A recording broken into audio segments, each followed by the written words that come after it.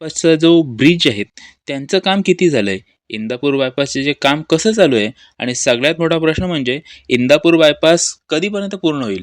तर आता ह्या सगळे प्रश्न कोणालाही विचारण्याची गरज तुम्हाला लागणार नाही. कारण का ह्या व्हिडिओमध्ये आपण स्टार्ट टू एंडपर्यंत हा बायपास पूर्णपणे कव्हर केलेला आहे आणि या कामाचं काय स्वरूप आहे, काम कसं चालू आहे, ते सगळं या व्हिडिओमध्ये दाखवलेलं आहे. तर हा व्हिडिओ पहा, म्हणजे तुम्ही स्वतः दुसऱ्यांना सांगू शकाल की इंदापूर बायपासचं काम व्हायला अजून किती वेळ लागेल. तर आता आपण व्हिडिओला सुरुवात केलेली आहे इंदापूरच्या अगदी अलीकडे, जिथं इंदापूरचा व्यापार स्टार्ट होतो तिथपासून. आणि तुम्ही पाहू शकता की फक्त माती थोडीफार टाकलेली आहे. अजून खूप जास्त माती टाकावी लागणार आहे. हे समोर जो ब्रिज दिसतोय, जे कॉलम दिसत आहेत त्याच्या लेवलला येण्यासाठी, सो तेवढी भराव करावा लागणार आहे. पुढे इकडे तुम्ही पाहू शकता की ह्या साईडला कॉलम टाकले आहेत. पलीकडच्या साईडला सुद्धा थोडेफार दिसतात की तिकडे कॉलम वगैरे उभारायचं काम चालू आहे. तिकडे थोडीफार माणसं दिसतात. ह्या साईडला तर काहीच काम चालू नाही सध्या. आणि इकडे कॉलम वगैरे उभे केले आहेत आणि इकडचे ते कॉलमच्या वरचे गर्डर वगैरे साईडला तयार करून ठेवलेले आहेत. तर तसं तिकडच्या साईडचं काम वगैरे होईल, त्यानंतर गर्डर वगैरे टाकतील. इकडे हा रेल्वे ट्रॅक आहे, आताची एक मालगाडी जाताना दिसली आपल्याला. आणि पलीकडे थोडीफार माणसं काम करताना दिसत आहेत. तर चला आपण पलीकडे जाऊन बघूयात की पलीकडे काम कसं चालू आहे ते. सो इकडून सुद्धा तेच दिसतंय की इकडे सुद्धा काही माणसं काम करताना दिसत आहेत. थोडं लांबून घेतलंय कारण का इकडून सुद्धा ट्रक वगैरे येतात जातात कंटिन्यू. आणि रस्ता खूप छोटा आहे. जर ट्रक वगैरे आला तर तिथनं अडथळा होईल त्यांना, म्हणून पुढे जास्त जाऊन व्हिडिओ केलेली नाही, इथूनच केली आहे. सो इकडे सुद्धा पाहू शकता की इकडे एक अंडरपास आहे. त्याच्या लेवलला आणि रेल्वे लाईनच्या वरती जो ब्रिज आहे त्याच्या लेवलला येण्यासाठी इकडे सुद्धा खूप जास्त भराव करावा लागणार आहे. सो आपण थोडं पुढे जाऊयात. हा अंडरपास जो समोर दिसतोय त्याला सुद्धा अंदाजे 2 ते 2.5 वर्ष झालेली आहेत करून. मध्ये काम खूप स्लो चालू होतं, त्यामुळे रखडलेलं हे काम. आणि हा सुद्धा अंडरपास तुम्ही इकडे पाहू शकता, तो 2-2.5 वर्ष असाच आहे इकडे. आणि इकडेच्या साईडला सुद्धा तुम्ही पाहू शकता की इकडे पुढे सुद्धा भराव करावा लागणार आहे अंडरपासच्या लेवलला.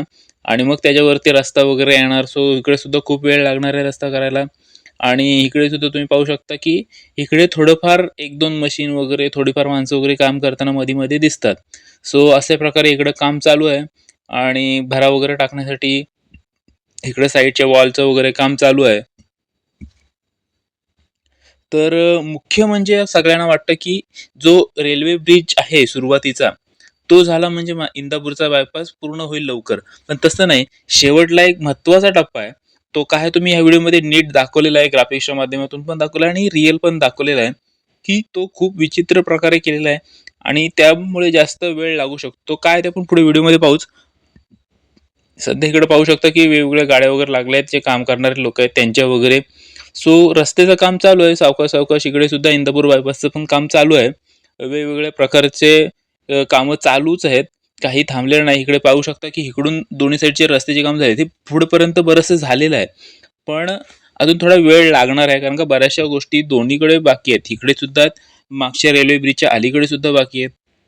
मुख्य म्हणजे तो रेल्वेचा जो ब्रिज आहे तो बांधणं सुद्धा खूप वेळ घेणार आहे.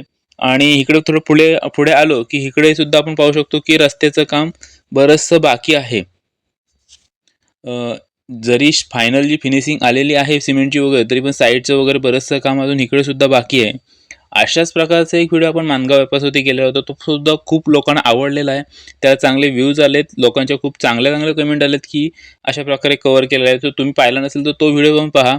आणि इथे पाहू शकतो की इथपर्यंत रस्ता पूर्णपणे झालेला आहे. आणि इथे आता काय होतो, इथून आपल्याला परत रेल्वे ट्रॅक क्रॉस करायचा आहे ह्या रस्त्याला. सो यासाठी अ, पुढे एक सरळ रस्ता आहे, नंतर अचानक डाव्या साईडला रस्ता जातो. पुढे आपण जाऊन पाहणारच आहोत. इकडे सुद्धा गर्डर वगैरे कशा प्रकारे तयार केलेले ते पण पाहू शकतो. कॉलम वगैरे टाकलेत, गर्डर तयार केले आहेत, म्हणजे कामाची ॲडव्हान्समध्ये तयारी केली आहे, फक्त तर पुढचं करायचं आहे. तर इकडे हा पुढे केलेले आहेत रस्त्याच्यासाठी तयारी. आणि इकडून तुम्हाला जर दिसत असतील तर इकडून असा सरळ रस्ता येणार आहे.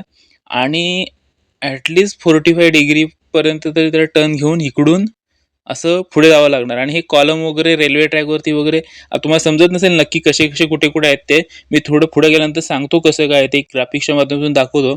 तर इकडे पुढे पण तसेच प्रकारचे पिलर वगैरे उभारायचं काम चालू आहे. इकडे आता पलीकडे आलं रेल्वे ट्रॅकच्या, इकडे सुद्धा पिलर वगैरे उभारले आहेत. आणि रस्ते तुम्ही पाहू शकता कसा आहे. इकडे आल्यानंतर असं वाटतं की इकडे सरळ जाईल, पण परत इकडं समोर जाणार, म्हणजे जवळजवळ इकडे 90 डिग्रीमध्ये रस्त्याला टर्न भेटणार आहे. पाहू शकता की इकडून रस्ता असा येऊन डायरेक्ट इकडच्या साईडला येणार आहे, म्हणजे एक 90 डिग्रीचा टर्न या रस्त्याला असणार आहे इकडे.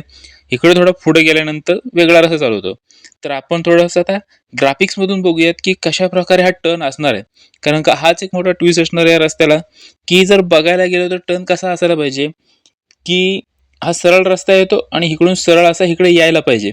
पण तसं न होता या ठिकाणी काय होणार आहे, की हा जो रस्ता येतोय तो असा सरळ येणार आहे, इकडे टर्न घेणार आणि परत इकडे 90 डिग्रीमध्ये इकडे टर्न घेणार. जे कोपऱ्यावरचे टर्न आहेत ते अजून जास्त शार्प असू शकतात. आता मी जस्ट एक अंदाज म्हणून दाखवतो, म्हणजे अजून जास्त शार्प असू शकतात असा अंदाज आहे. तिकडून थोडं पुढं आल्यानंतर इकडे हा एक पुढे कालवा पण जातो एक छोटासा.